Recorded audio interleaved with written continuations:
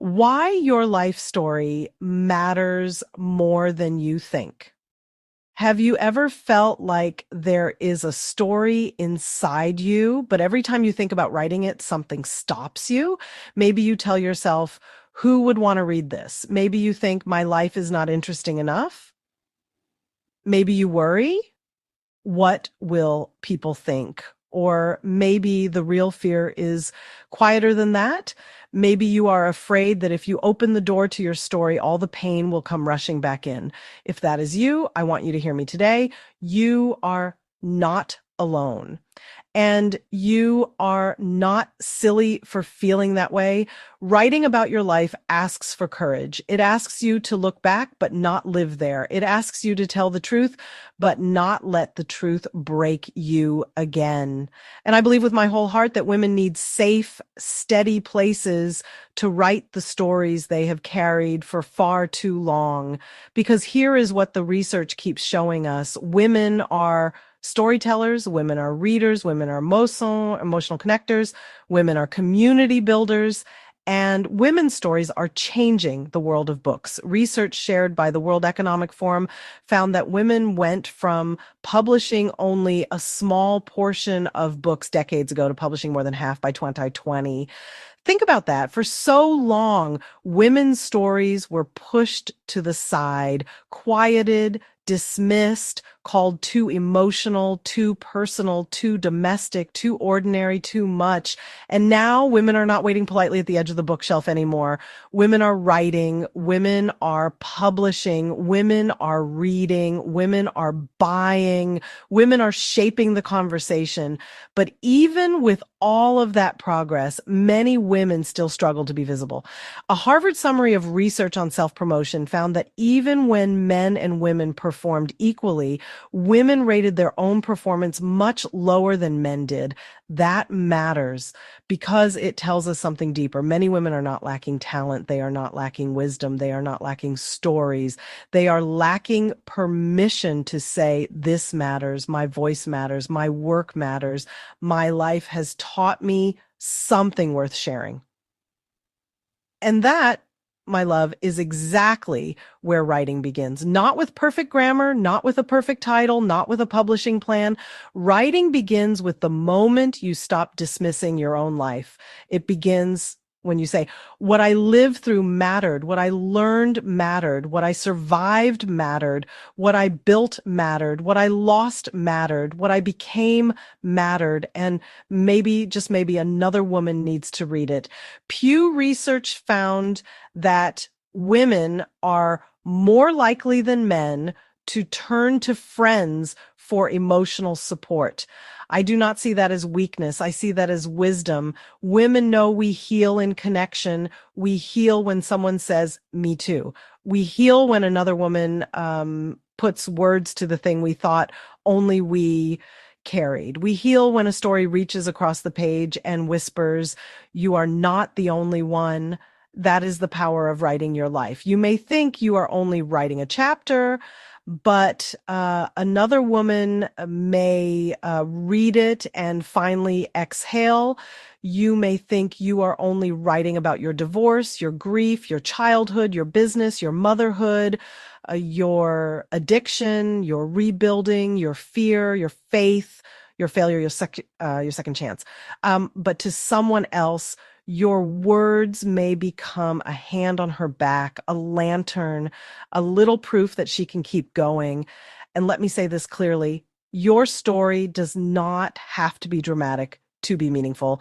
You do not need to have climbed a mountain, lost everything, won an award, built $1 million empire, or survived something headline worthy before your life is worth writing about.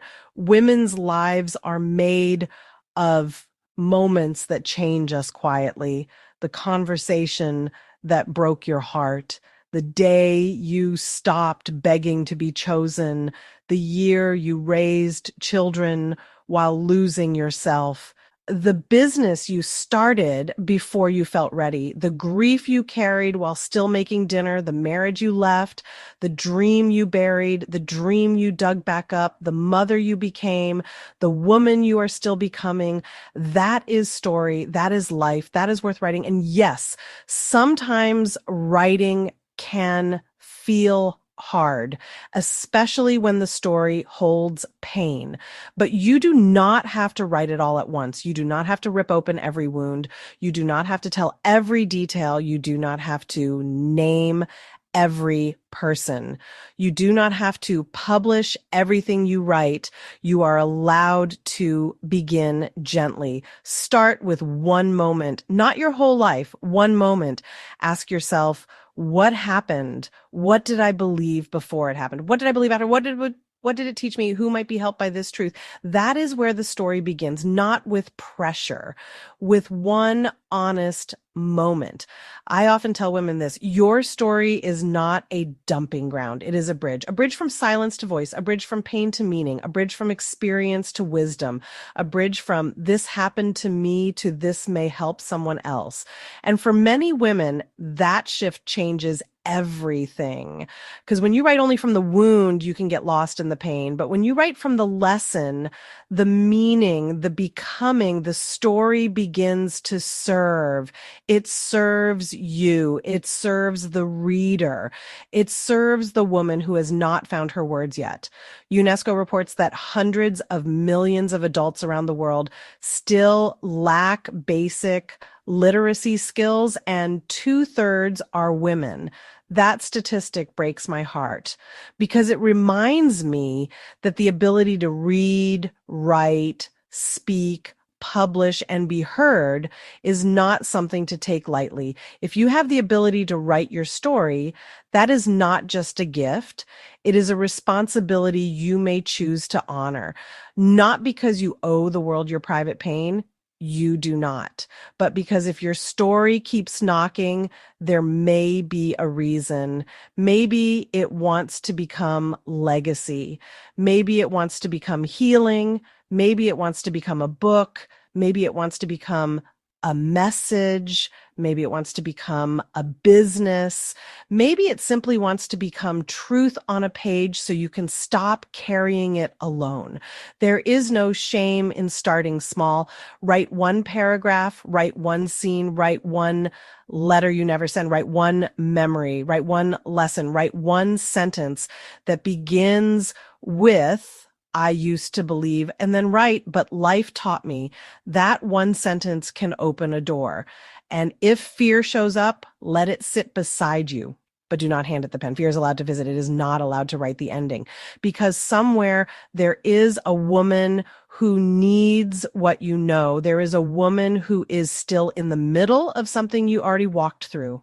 There is a woman who thinks she is the only one. There is a woman who believes her story is too messy, too late, too painful, too ordinary, too much, or not enough.